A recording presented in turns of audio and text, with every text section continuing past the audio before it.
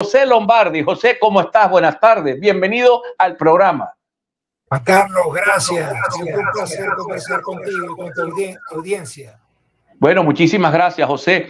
Vamos a hablar un poco del tema político. Estamos a un día que comienza el proceso de inscripción de candidatos.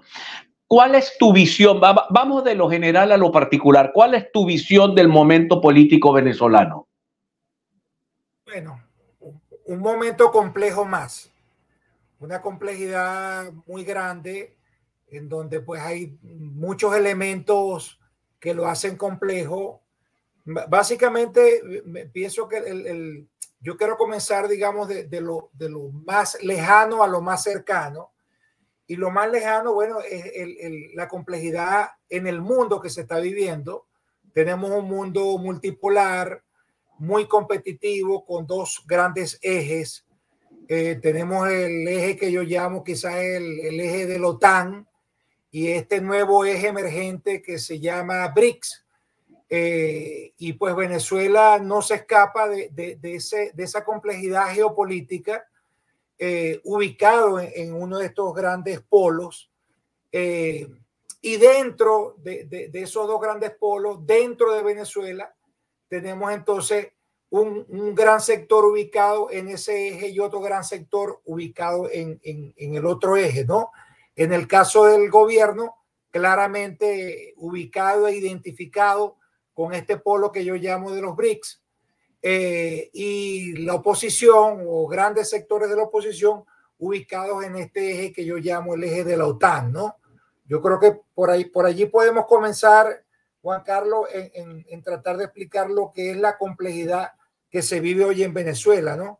Además, un fenómeno, permíteme que te interrumpa, hay un fenómeno adicional que tiene que ver con el tema del déficit democrático en el mundo. Creo que hasta 36 países o quizás un poco menos tienen democracias e incluso hasta imperfectas. Y el grueso de los países tienen autoritarismo o dictadura. O sea que las democracias no han satisfecho y la población termina votando por autoritarismos de izquierda o de derecha. De derecha, Bukele, la señora Meloni en Italia, el señor Erdogan en Turquía, y en Venezuela, bueno, Maduro, en Venezuela, en Nicaragua, el señor Ortega, y en Cuba, bueno, esa centenaria dictadura que vive el pueblo cubano. 100% de acuerdo contigo, Juan Carlos.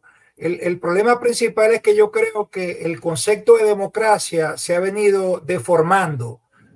La democracia como se concibió en este momento hoy en día, yo creo que está desorientada y perdida porque se cree que la democracia es simplemente ir a votar, y la democracia es mucho más que eso. La democracia es acuerdo, es integración, es tomar en cuenta a los sectores minoritarios, y todo eso se ha venido perdiendo, y de alguna manera hoy en día los sistemas autoritarios se cubren del manto de la democracia para parecer democráticos porque simplemente hacen elecciones.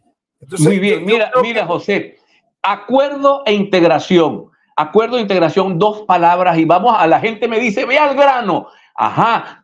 ¿Cuál es la característica que debe tener un hombre o una mujer que pueda sustituir a Nicolás Maduro? Tiene que ser un radical que diga, te quiero ver primero preso, no te quiero muerto, te quiero preso, o tiene que ser un negociador que le baje el costo de salida. Dame perfiles, ¿cómo ves tú esto?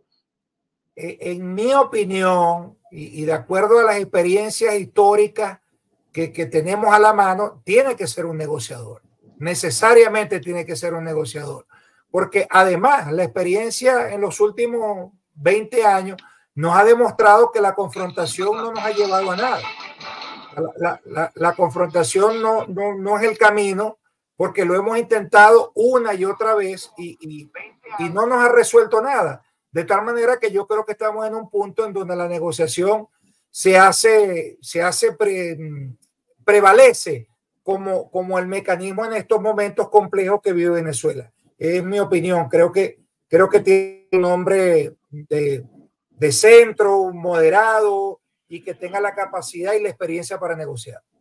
Ese hombre, a ver, si les pongo nombres a eso que acabas de decir, evidentemente voy a colocar a un amigo tuyo, que es Eduardo Fernández, voy a colocar a otro amigo tuyo, Ramón Guillermo Aveledo, voy a colocar a otro amigo, no sé si es amigo tuyo, Manuel Rosales Guerrero, a lo mejor nombres a Gerardo Blay, o sea, un negociador que permita no solamente que se alcance el poder, sino que le entreguen el poder, que pueda ganar, cobrar, gobernar y hacer la transición. ¿Estos nombres te parecen o pudieran haber otros nombres inspectores? Todos estoy de acuerdo con los nombres que mencionaste. Ahí yo creo que te faltaría Ángel Lombardi. Nació fuera del país, no puede ser presidente. Lo digo como referencia sí. Porque en el Zulia lo conocen muy bien, pero tiene que tener esas características, o sea, tiene que tener definitivamente capacidad de negociación, experiencia y sobre todo, Juan Carlos, legitimidad, porque el problema es que ese negociador tiene que tomar en cuenta todas las partes, no puede tomar una porción de la torta. La torta es mucho más grande que lo que parece. Entonces yo creo que tiene que tener esas características y sobre todo amplitud y legitimidad en los actores en pugna, porque tiene que tener legitimidad en los sectores de la oposición y tiene que tener legitimidad y credibilidad también en los sectores del gobierno. Ahora, pero tenemos un problema con el gobierno. Vamos a mirar un poco al gobierno. El gobierno está como un tigre herido, como un animal que estuviese perseguido, dando aruñones, mordiscos, patadas. Está tratando de defenderse de un modo ante la escasez de votos que tiene, porque es algo que es absolutamente cierto. Todos los estudios de opinión lo indican. No tiene votos, entonces pasa por encima de las formas democráticas para tomar otro tipo de ruta. ¿Cómo hacer para entender a Nicolás Maduro lo que dijo el doctor Eduardo Fernández? Hasta ellos necesitan unas vacaciones. Sí, mira, la única manera, toda negociación en Venezuela, lamentablemente, tengo que decirlo con mucho pesar y mucho dolor, pasa por los actores internacionales, porque lamentablemente nuestros actores políticos entregaron la suerte del país a las decisiones internacionales. Entonces, digamos, lo que plantea este grupo que yo llamo TAN y lo que plantea este grupo de los BRICS van a ser determinantes en lo que va a ocurrir aquí en Venezuela. Entonces, si esos factores no se consideran, difícilmente vamos a poder llegar a una solución final. Entonces, ¿quién hace entender a Nicolás Maduro? Definitivamente lo va a hacer entender ese grupo de los BRICS. Rusia, China, Irán, Cuba. Entonces, digamos, lamentablemente, como te digo, la situación política se escapó de las manos de los actores políticos venezolanos y ha trascendido. Sí, lo que estoy escuchando y me suena muy interesante, pero es que no solamente desde el punto de vista de Maduro, también la embajada americana en Colombia mantiene una línea abierta con la oposición. A mí me avergüenza lo de los BRICS, pero también me avergüenza que la oposición tenga que depender de las opiniones de los norteamericanos para tomar decisiones en el territorio. Eso ocurrió con el disparate de Guaidó, eso era una cosa hecha prácticamente diseñada en Estados Unidos, y muchas de las medidas que toma Maduro no se toman en Venezuela, no se diseñan en Venezuela. Entonces no tenemos gobierno autónomo ni oposición autónoma. Es lo que debo entender de lo que has dicho. Totalmente, Juan Carlos. Y el tiempo lo ha dicho. O sea, el tiempo ha hablado ha afirmado lo que estamos diciendo. Yo en lo personal, en mi opinión, pienso que el camino inteligente, el camino inteligente es el que ha tomado la Iglesia Católica. La Iglesia Católica no la podemos perder de vista porque es una institución muy longeva que ha permanecido por más de 2000 años. Y si siguen allí con la capacidad y la influencia que tienen, no es de gratis. Es porque se lo han ganado y tienen mucha experiencia. Y aparte que ellos están en todas partes. Y pueden escuchar y pueden ver muchas cosas que de pronto nosotros no vemos. y ellos tomaron el camino del modus vivendi en Venezuela. En este momento acaban de retomar todas las negociaciones de la BEC, todas las negociaciones de Fe y Alegría, porque entendieron que su objetivo no lo podían poner en riesgo a confrontación. Y si tú buscas las noticias de las últimas semanas, te habrás dado cuenta que la iglesia no le da pena decirlo. El propio Papa Francisco acaba de afirmar en una entrevista que le hicieron a Sumé que no tengamos miedo a alzar la bandera blanca, no tengamos miedo a la negociación. O sea, cuando creemos que las cosas no son posibles lograrlas, bueno, busquemos el camino de la negociación y el acuerdo. José, tengo que ir a identificar. Lo que estás diciendo a mí me parece de una profundidad tremenda. El modus vivendi, la Iglesia Católica, las universidades, algunas universidades, fedecámaras y diría Chávez y sus derivados, todos están reuniéndose con el gobierno. Al retorno hablemos de eso, de cómo una sociedad ha logrado ir no perdiendo su acción, su motivación, pero también entendiendo que la pelea no puede ser a batazos como si fuésemos los picapiedras, que la pelea no es por allí. José Lombardi ha introducido un elemento en esta conversación que tiene que ver no con el contubernio, pero sí como un modo de bajarle la presión, porque o se le baja la presión a la cosa política o terminamos como Nicaragua y cuando entramos en ese proceso después quedamos atrapados. La iglesia expulsada de Nicaragua, los empresarios ninguneados, los políticos expulsados. ¿Cómo hacer para tratar de, digamos, de hacer el cambio que la población quiere? Porque no hay que dudar, la población quiere que esto cambie, pero sin que la propia oposición se ponga la soga al cuello como ya se lo ha puesto en el pasado. José. Yo creo, Juan Carlos, tú diste unos ejemplos que son extraordinarios. La iglesia, las universidades, Fedecámara. O sea, ellos han logrado avanzar en sus objetivos porque han entendido pues, que el modus vivendi, la negociación y el acuerdo son importantes para no perder, digamos, el sentido de cada una de estas organizaciones. El problema con el sector político no es que no negocia, sí negocia, pero lo hace de forma desordenada y desorganizada.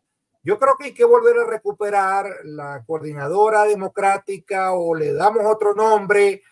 Lo importante es que aglutinar todos los sectores de la oposición, volverlos a organizar y volver a empezar a negociar como en algún momento se hizo y se lograron grandes avances. Yo creo que es la tarea principal que tienen los actores políticos. Mientras se siga negociando de forma aislada, con intereses individuales y no colectivos, va a ser muy difícil que se puedan lograr los objetivos. Además, al gobierno le interesa mantener dividida la oposición porque en la división evidentemente van a seguir cobrando. Mira, me decía Ángel Monagas esta mañana que me escribió desde Miami. Mira, Juan Carlos, es que cada quien está jugando su juego. Aquí Rosales quiere ser candidato a gobernador, eso es su derecho, pero el representante de María Corina en el Zulia quiere ser candidato a gobernador y Juan Pablo Guanipa ya no puede ser, pero quiere empujar a alguien que lo acerque a él al poder. Entonces tenemos una gente, cada uno buscando su pedacito de poder, olvidándose de que hay un país que anhela en el nombre de Dios un cambio político y que además le interesa un comino los intereses particulares de los políticos. Porque si hay algo esto me lo anotan a mí, la gente hoy, al ver las encuestas, uno se da cuenta, está despreciando a los partidos políticos y a los políticos porque se cansan de vernos buscando nuestros propios intereses y no los intereses nacionales. Y eso incluye gobierno y oposición. Claro, es que allí está el gran problema. Ahí está el gran problema, Juan Carlos. Pero el gobierno, a diferencia de la oposición, ellos sí están cohesionados en la toma de decisiones. En cambio, en la oposición hay 20 que deciden. Entonces es muy complicado realmente lograr un objetivo cuando tú estás disperso. Entonces, la oposición necesariamente, creo que María Corina en este momento tiene en sus manos la gran posibilidad de convertirse realmente en una líder legítima y creíble para la oposición si ella renuncia a sus aspiraciones personales y empieza a pensar como una líder que pueda reunificar a la oposición en lograr sus objetivos. Yo creo que ese sería, para mí, si yo fuera consejera de ella o asesora de ella, yo le diría que en este momento, dadas las condiciones, es difícil que ella pueda continuar con su aspiración legítima de ser candidata presidencial, pero evidentemente las condiciones no están dadas, pero sí las condiciones están dadas para que ella pueda unificar a la oposición en torno a una candidatura con las características que hablamos al comienzo de este programa, que tiene que ser un perfil mediador, negociador y de transición. Bueno, José, te agradezco mucho que nos hayas acompañado el día de hoy. Espero verte pronto aquí en La Patria para que nos tomemos un café y conversemos sobre la política.